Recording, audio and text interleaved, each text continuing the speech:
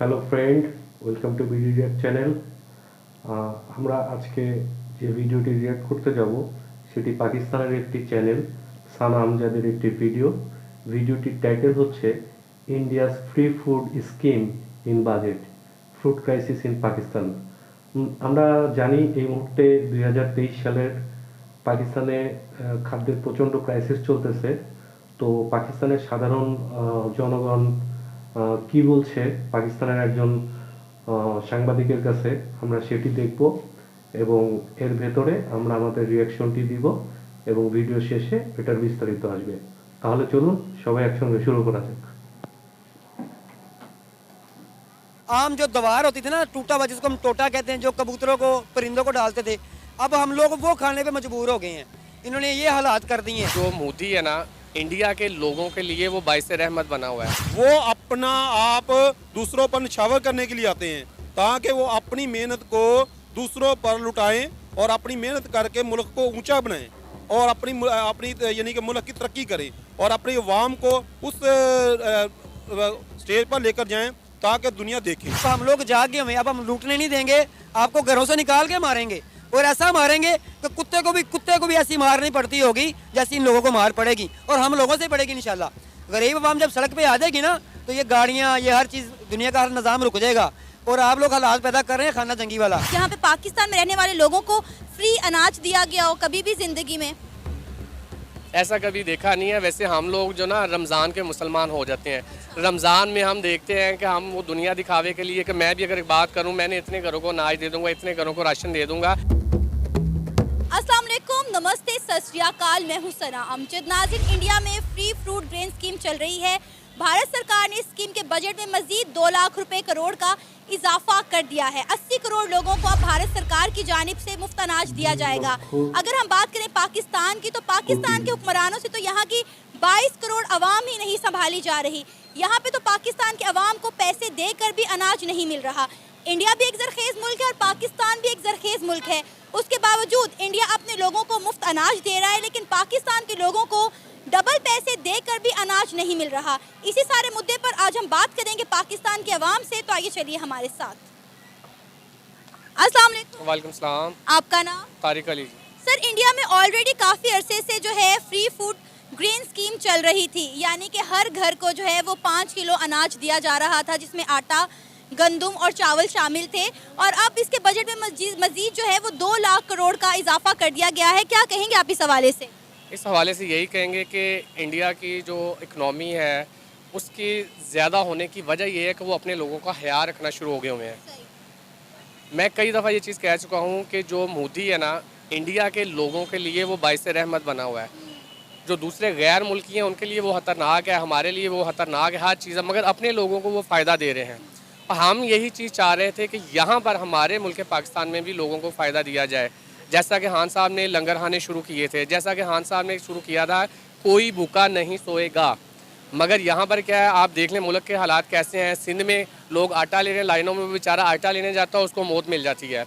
कोई बेचारे, आपने अनाज की बात की, 5 किलो चावल का मतलब है इस वक्त पाकिस्तान में कम से कम चावल की फ़ी किलो की कीमत 300 रुपये है, जो खाने के काबिल है। वैसे तो 200-250 में भी चावल है, जो 300 रुपये किलो यानी कि 1500 रुपये का हाली वो चावल दे रहे हैं और वो चीज़ें दे रहे हैं।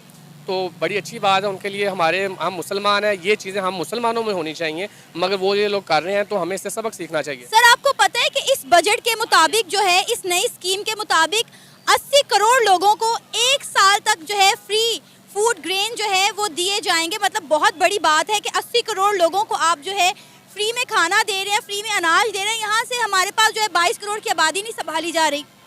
आपने 22 करोड़ की बात की, हम कह रहे हैं कि एक सूबा सिंध ले लें आप, हम ज़्यादा दूर नहीं जाते। पंजाब में फिर हालात कदरे बेहतर हैं। आपने वहाँ देखे हैं दादू में या दूसरी जगह पर जहाँ पर सैलाब आया हुआ है, लोगों के पास रहने के लिए छत नहीं है, वो बेचारे बीमारियों से मर रहे हैं, इन चीज़ों से लड़ के मर रहे हैं।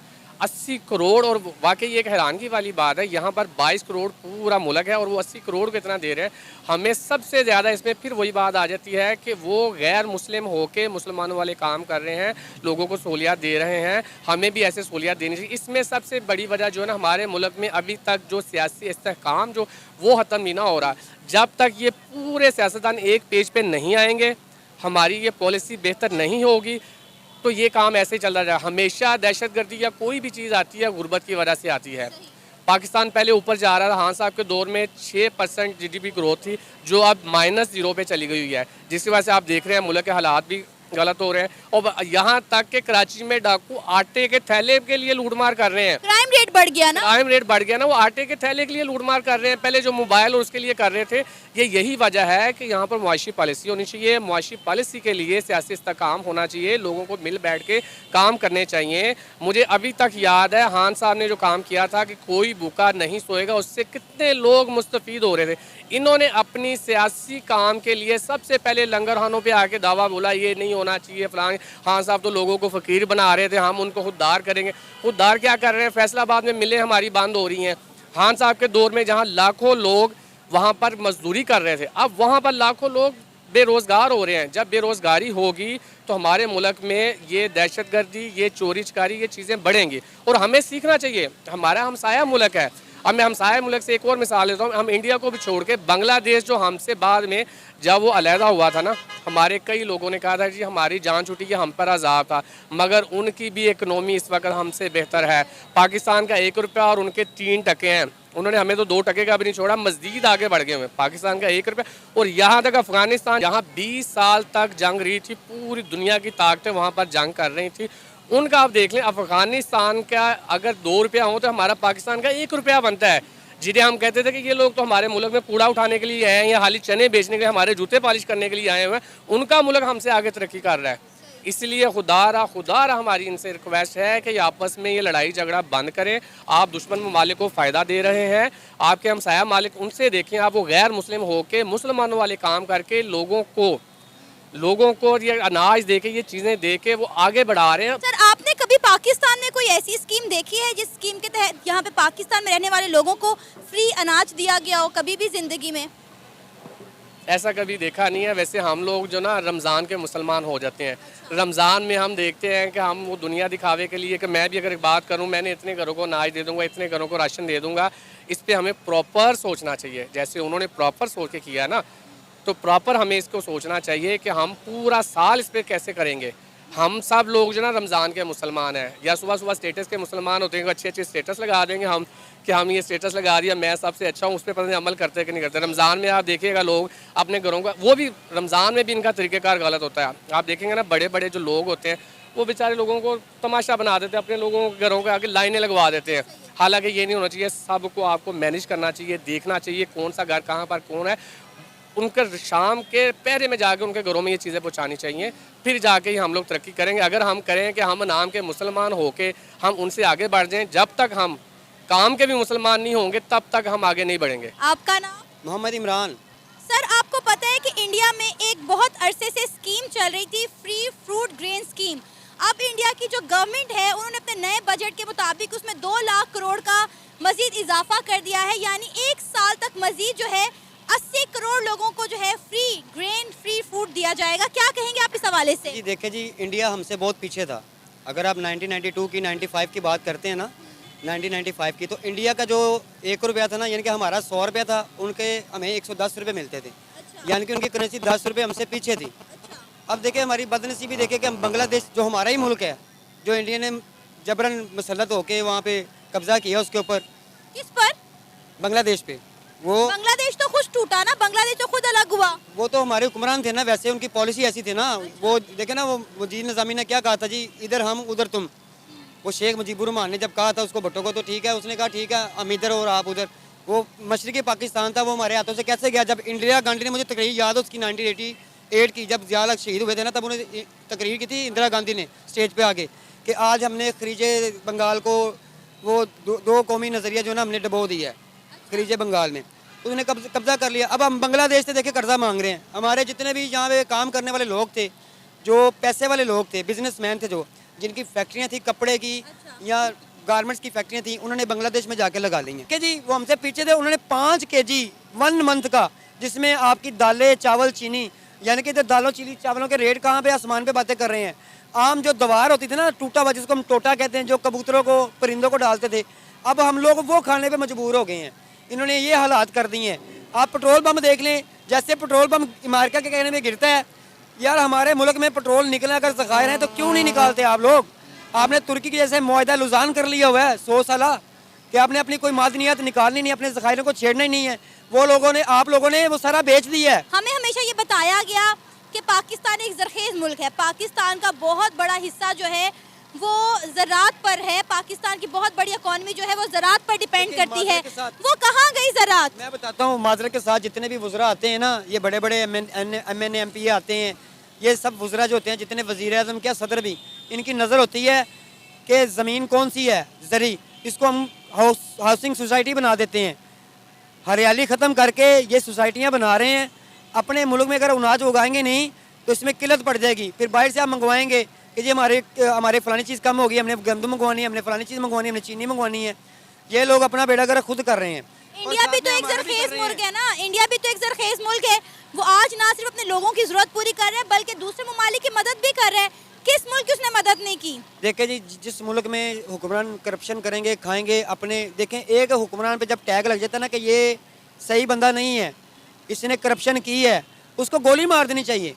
उसको ये नहीं कि आप उसको VVIP प्रोटोकॉल दें, उस NOR दे दें और आप मुल्क से बाहर चले जाएं अपने बीवी बच्चे लेके, फिर 5-7 साल गुजारें, फिर दोबारा आके मुल्क को लूटें। ये लूटने वाला काम छोड़ दें, क्योंकि अब हम लोग जाग गए हुए, अब हम लूटने नहीं देंगे, आपको घरों से निकाल के मारेंगे और ऐसा मारेंगे कि कुत्ते को भी ऐसी मार नहीं पड़ती होगी जैसी इन लोगों को मार पड़ेगी, और हम लोगों से पड़ेगी इंशाल्लाह। गरीब अवाम जब सड़क पे आ जाएगी ना तो ये गाड़ियाँ, ये हर चीज़, दुनिया का हर निज़ाम रुक जाएगा। और आप लोग हालात पैदा कर रहे हैं खाना जंगी वाला, आप लोग हालात पैदा कर रहे हैं कि मुल्क का दिवालिया हो जाए, जैसे सिंगापुर हुआ है, जैसे और ममालिक हुए हैं। आप लोग ऐसा क्यों कर रहे हैं? आपको हम बाहर नहीं भागने देंगे। अगर आप लोग बाहर जाएंगे, हम इंटरपोल जो इदारा बना हुआ पाकिस्तान का, हम उसकी भी ऐसी की तैसी फेर देंगे। अवाम है, अपने हक के लिए लड़ेंगे। हम टैक्स पेड हैं, हम हर चीज़ में टैक्स देते हैं। गरीब लोग सबसे ज़्यादा टैक्स देता है, वो टैक्स चोर नहीं है। ये बड़े बड़े लोग जिनकी फैक्ट्रियाँ होती हैं, जिनके बड़े बड़े बिजनेस होते हैं, ये जो आप ये गवर्नमेंट के जो बंदे आप बैठते हैं, जितने मेंबर्स बैठते हैं जी, क्या जी ये इस्टेब्लिशमेंट है, क्या है जी ये वो सेनेटर है, ये लोग सब चोर डाकू हैं। ये आपस में एक जैसे ही हैं, ये एक ही गुसलखाने में सारे नंगे हैं। क्या नाम है बाबा जी आपका? मेरा नाम शेख मोहम्मद फयाज वारिस। अच्छा सर, मुझे ये बताएं कि आपको पता है कि इंडिया में इस वक्त फ्री फूड ग्रेन स्कीम चल रही है, इसमें मजीद उसके बजट में इजाफा कर दिया गया है। अब अगले मजीद 1 साल तक 80 करोड़ लोगों को इंडियन गवर्नमेंट की जानिब से जो है फ्री फ्रूट गेन के तहत जो है स्कीम के तहत फ्री अनाज दिया जाएगा, फ्री खुराक दी जाएगी। क्या कहेंगे आप? ये तो बड़ा इंडिया फिर बहुत ज़्यादा अच्छा और कामयाब मुल्क हो गया। हमारा पाकिस्तान भी एक अच्छा मुल्क है और ज़राई मुल्क है। ये पाकिस्तान में तो इतनी किल्लत पैदा हो रही है खुराक की, और आए दिन घी बढ़ रहा है, आटे की कीमत आसमान पर जा रही है। पहले जो 300 का तोड़ा था, अब वो 650-700 का हो गया हुआ है। और यहाँ पर मेरे ख्याल में लोग भूखे मरने लगे हैं। और हमारा ज़राई मुल्क होने के बावजूद मेरे ख्याल में ये यहाँ तो स्मगल करते हैं, बाहर मुल्कों में बेचते हैं, फिर उस वहाँ से ये महंगे दामों खरीदते हैं। और यहाँ पर इसलिए महंगाई का दौरा हुआ है। और हमारे गरीब, इतना गरीब मुल्क है और होने के बावजूद लोग भूखे मरते हैं। और खुराक की इतनी किल्लत है, घी इतना महंगा है, हर चीज़ में इतनी महंगाई है, कोई हिसाब ही नहीं है। सर, इंडिया हमसे इतना बड़ा मुल्क है, वो अपने 80 करोड़ लोगों को फ्री अनाज दे रहा है और हमसे 22 करोड़ लोगों की जरूरियात पूरी नहीं की जा रही। नहीं, यही तो बात है। ये हमारे जो हुक्मरान है ना, ये कोई ऐसा काम करते हैं, हमारी जो गंदम होती है या हमारा जो अनाज होता है, ये पहले दूसरे मुल्कों में सेल करते हैं, वहाँ से फिर महंगे दामों लेते हैं, यानी कि पहले रुपयों में बेचते हैं, फिर डॉलरों से खरीदते हैं। इस वजह से ये मुल्क जो है ना, इसलिए ये नीचे का नीचे जा रहा है। और दूसरे नंबर पर ये खुराक की किल्लत इसीलिए आ रही, क्योंकि हर रोज़ इनका जो आटे का बजट होता है या कोई गंदम खरीदते हैं, वो बढ़ता रहता है, घी बढ़ता रहता है। और हर महीने अगर हम सोचते हैं 10,000 रुपये का खुराक आएगी हमारी, तो इसका मतलब है वो अगले महीने 20,000 की हो जाती है। अब कहाँ से उसको प्रोवाइड करें, और कहाँ से बच्चे जो 30,000 रुपये अगर इनकम कमा रहा है बंदा, वो घर का बजट कैसे चलाएगा? बच्चों की फीसें भी देनी है, बिल भी वगैरह देने, आए दिन बिल भी बड़े होते हैं। अब उसमें जो है ना प्रॉब्लम, ये हमारी हुकूमतों की है, नहली है, नहल हुकूमत है ये। हमें ये मसला यही है कि इन्हें कोई सिखाने वाला अच्छा टीचर नहीं मिला अभी तक, ताकि इस मुल्क में जो है अमन पैदा हो। आप यूरोप कंट्री में देखें, अमेरिका में जो जितने भी ओबामा आए या जॉर्ज बुश आए, वो आज भी नौकरियाँ कर रहे हैं। एक बार एक हुकूमत में थे जब, तो उन्होंने कुछ नहीं बनाया, वो आज भी वैसे ही काम कर रहे हैं अपने अपने घरों में, अपनी अपनी जॉब से। सर आपको पता है नरेंद्र मोदी की भी कोई खास जायदादें नहीं है, कोई लंबी चौड़ी उसके पास कोई प्रॉपर्टी नहीं है। एक उसका खानदानी घर है, एक प्लॉट था जो उन्होंने डोनेट कर दिया। उनके पास भी कोई इतनी जायदादें नहीं जितनी हमारे सियासतदानों के पास है। तो यही तो बात है ना, हमारे सियासतदान जो हैं वो अपना बनाने के लिए आते हैं, वो अपना आप दूसरों पर निछावर करने के लिए आते हैं, ताकि वो अपनी मेहनत को दूसरों पर लुटाएं और अपनी मेहनत करके मुल्क को ऊंचा बनाएं और अपनी यानी कि मुल्क की तरक्की करें और अपनी अवाम को उस स्टेज पर लेकर जाएं ताकि दुनिया देखे। और हमारे जो सियासतदान हैं वो ये करते हैं कि हम जनाब अपनी जेबें भरें, अपने घर हम अपने महल जो ऊंचे बनाएं ताकि ये गरीब जो है और ज़्यादा पिस जाए और जो अमीर है वो ज़्यादा अमीर हो जाए। आप क्या कहेंगे, इंडिया में जो है लोगों को फ्री अनाज दिया जा रहा है, 80 करोड़ लोगों को इंडिया की हुकूमत फ्री अनाज दे रही है जो तकरीबन 5 किलो है। पाकिस्तान में लोग जो है वो आटे की लंबी लंबी लाइनों में लगे हुए हैं, दुगनी कीमत पर आटा लेना चाह रहे हैं, लेकिन यहाँ पर उन्हें आटा नहीं मिल रहा। इसमें जो है मिलावट है, वो इंडिया अच्छा है। इन्होंने कार्ड बनाए हैं राशन वाले, वो किसी को नहीं मिले। स्टोर पे चले जाएं, लाइनें लगी हुई हैं, आपका मैसेज नहीं आया, आपको कार्ड अभी कुछ नहीं मिलेगा। अब घी लेने चले जाएं, कल घी था 460 रुपये, आज 520 रुपये किलो है। गरीब आदमी कैसे लेगा? मेरी 25,000 रुपये सैलरी है, ये शॉप है मेरी। तो गैस का बिल आ गया जो है, फिर 11,000 रुपये मैं अकेला तो नहीं ना दूंगा। ये गैस का मसला बना हुआ है, हर चीज़ को हुकूमत को सोचना चाहिए। भाई इतनी महंगाई है, फिर गैस सिलेंडर लेने जाए 350 रुपये किलो दे रहे हैं, इसके बारे में उनको सोचना चाहिए। अपनी जेबें भर रहे हैं। अब मैडम आई है बाहर से तो उतने आते ही 35 रुपये पेट्रोल बढ़ गया, महंगाई हो गई है। मैडम थी वो जो बेनज़ीर भुट्टो, वो हर आदमी का सोचती थी, हर का भला करती थी। फंड लगे हुए थे, दुनिया को पैसे मिलते थे, एहसास प्रोग्राम बेनज़ीर का था, अभी भी मिलते हैं, लेकिन इन्होंने आके सबके रोक दिए। जो माड़ा आदमी था, बुजुर्ग था, माई थी, जिसका कमाने वाला नहीं था, उसको भी पैसे मिलते थे।